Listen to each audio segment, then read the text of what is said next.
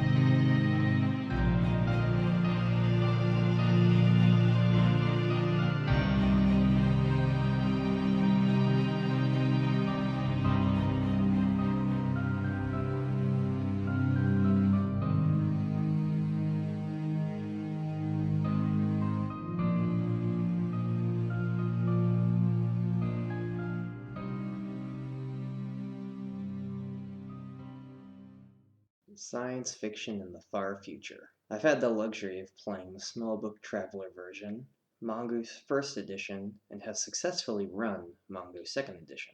This is an overview of the game in total. However, the specifics are tailored to Mongoose Second Edition. Due to the quarantine, I am not in my usual recording spot, so forgive the background noise.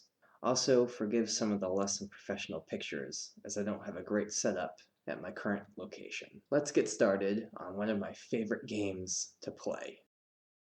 So this is my core rulebook. If you've seen a pace and realism video, you'll know why I have so many tabs in this book. I don't want to turn anyone away from the game. However, it does have the ability to be a little math intensive, and calculations can be important. You can take a more freeform approach, but my players were really into the realism, so using real-life physics and calculations is a fun part of the game, in my opinion. Again, you can have more of a freeform and use guesstimations for things like missiles and ranges and all of that. It's up to you, but if you do like calculating ballistics and gravity anomalies and how much power and how long it takes to get to and from places, this is a game for you. Wait a second. Yes, the memes. I know them. I've said them. I've made the jokes. Let's clear the air here. Yes, in Traveler, you have a chance of dying in character creation. However, in Mongoose Second Edition, the risk of dying in creation is low, very low. However, you will come out pretty screwed up in some cases. So yes, the jokes are still funny, but in this specific edition, I don't believe there's any random events that can kill you outright. I have had a character that has basically had to retire because he lost all four limbs and he just started with like a negative endurance. So he basically wouldn't have worked. But there isn't a random event in second edition that will just immediately kill you. However, in the first Traveler, yeah, it was a little bit easier to die. In Mongoose First Edition, I don't believe it was as easy to die either. But this does lead me to one of the coolest things about Traveler, and that is the random character creation. This is not a character creation how-to. This is just a quick overview. There are 3 playable races: humans who tend to stick to the Empire, Vargar, who are fierce and loyal canine people who love adventure, and Aslan, more feline in characteristics, and are esteemed in royal traditions. You choose which race you wish to be, roll your stats on 2d6 straight down, and start at adolescence. At adolescence, you gain everyday important skills, and then the character creation becomes a little bit more random as you choose either a career outright or go to college or the military academy. There are 12 careers, some requiring a higher education. You roll for traits and events and choose to muster out or continue, adding 5 years to your character for each advancement. Character creation is best done with others, as you can build special bonds with your fellow players, and events and tragedies help you bond more significantly, giving you some mechanical benefits. After character creation, all the players pick a special package they can learn from in case during character creation, the players weren't able to pick up special needed skills like piloting or administration. In character creation, that's where you get your skills randomly. You are now ready to explore the Traveler Galaxy. The Traveler Galaxy is huge. You'll see that in a few minutes, how big it can actually be. However, normally, you'll either start off in a ship or in a spaceport. I gave each of my players a reference sheet for distances and what they can and can't do while in space. Now, because this game is so big, and because there's such a big sandbox, players can actually freeze from not knowing what to do. If you think it's bad in D&D when you make an open world, you'll see that this game is just so big that people can be like, I don't know what to do.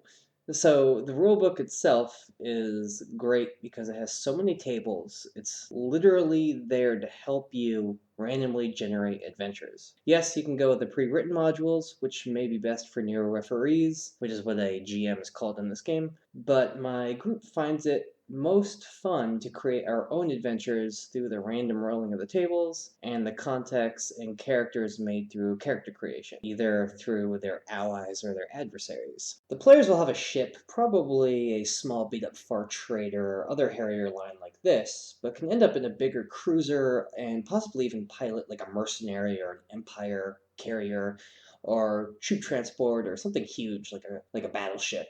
The ship is crucial as it'll help the players get around this expansive galaxy through jumps. Now, a jump is a faster than light travel. It's the way that Traveler deals with FTL, and they are specified by how far they can jump in 1 week as opposed to how fast. So a jump one ship moves 1 parsec in a week, which is really fast because that's 1,227 astronomical units an hour, as opposed to light's 7.2 AUs an hour. A jump 2 ship does 2 parsecs in one 7-day jump, so a jump is always going to be 7 days, and calculating it right is very, very important. Just as an aside, the rules for jumping are more detailed in the book, but the astrogation and engine management skills are what are used to help the ship go where the crew actually wants it. You can actually have missed jumps and like land in stars. That's not good. In my game, the astronavigator actually had a tablet with this website that you see in the video, link in description. And the player planned their jumps this way. It was really cool to have that sort of prop so the astrogator could always plan where the crew needed to be, and the website that you see played the ship's astrocomputer, so the player could look up if there was a gas giant or fueling depot to keep themselves fueled for their jumps. I'll have the map a little more in the background so you can get an idea of how big the galaxy is. Every dot is a parsec, and with at least one system or planet in the parsec, if not multiple. There are some systems in there with no dots. Those are just blank parsecs. Hopefully you have enough gas. Anyway, now it is best to say that this is a skill-based game, not a level-based game. It's fairly easy to die in this game if you're not careful, but all the skills are there to help keep you alive. In our dice system video, we discussed the ups and downs of this kind of game, and Matt and I both enjoy them. However, they can be harder if you don't prepare. This game uses 2d6 for everything, even tables with d66 calculations. A success is an 8 on 2d6, which is easy if you have a 1 or a 2 in the skill. Having a 0 means you have some familiarity with the skill, and zeros can actually be heroes in this game. If you have a 0, you are at least competent. Now let's take a look at this sample character from the book. Again, I'm sorry for the quality. He has a 0 in gunner artillery, so he gets 2d6 plus whatever modifier the referee calls for. If he had that blank, he'd be rolling at a -3. So 11 or higher on 2d6 is needed just to pass. So building a crew missing crucial skills is very dangerous. This character shouldn't even try being a medic during combat, as he'd probably hurt or kill his fellow crewmen even more. But he makes a heck of a pilot with a 3 in pilot small craft. So when Matt was talking about skill-based games being tougher than level-based, this is really what we mean. There's so many skills, and trying to make sure that your crew is competent in a lot of them can be tricky, especially with random character creation. That's why the skill package at the end comes comes in super handy. But don't worry, the game gives you awesome equipment to keep you alive. Guns, emergency drugs, portable computers, and even cryopods to freeze your dying friends. The game gives you the ability to customize your weapons too. Maybe add a grenade launcher and a smart sight to your advanced combat rifle. Or maybe add a jetpack to that fancy battle armor. Or maybe a body augmentation, a chip that lets you hack into enemy computers so that you can fry their stealth while trying to attack them with your pirate ship. But don't forget space combat. Oh, that's the best part. You have to open that airlock to vent out the fire just outside the low berth. But power management is down to give the pilot some more maneuverability, meaning you can't immediately close an opened airlock. Opening the airlocks may kill the physician in the medbay working on that unconscious NPC you just rescued. The captain sees her crew is doing the best they can, and she dashes to the medbay to put out the fire, while the astrogator is trying to calculate a jump out of the combat. The captain runs down the hallways, lights flicker, and the alarms are blaring in her ears. She runs frantically by the ship's second engineer, who is tangled in wires that are sparking from conduits that blew due to the trailing ship's last rocket attacks. It's filled with smoke. What will the captain do?